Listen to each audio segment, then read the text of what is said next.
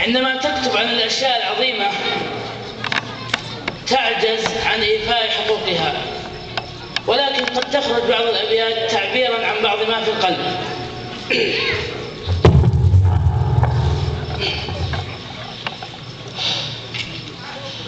الضابط اللي يفرح بشرافة التاج يلمع على كتوفه على مكتبه رز،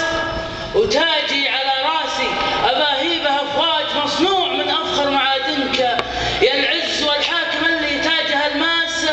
مع عاج ولبسه حريرا تنسج هدودة القز، تاج يتعلى تاجه أدوار وأبراج فخري بمجد حقير، تاج مميز لا من ذكرت العز والجاه تحتاج تذكر جبال شامخ حقيل مهتز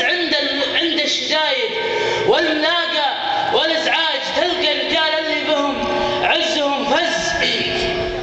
وراعرد على منها صارت هاج قام يتمخطر شاف نفسه بها بز، ثرنا الى قاموا رديين الانتاج وارتفعت اذنابه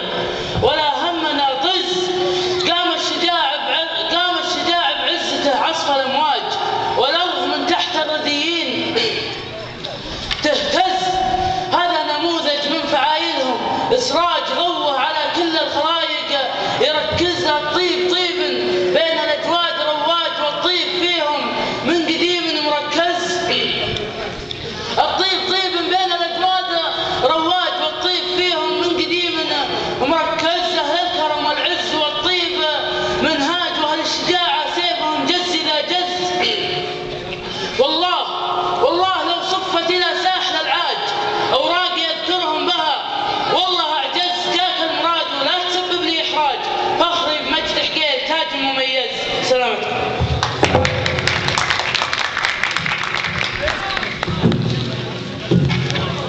ولجائزة التفوق العلمي وحفظ القرآن الكريم مكانها في فرحتنا هذه الليلة، ولذا فإن للمتفوقين من أبنائنا وبناتنا نصيب من عطاء الأسرة وتكريمها لما حملوه على عاتقهم طوال السنة من جد ونشاط ومثابرة واجتهاد،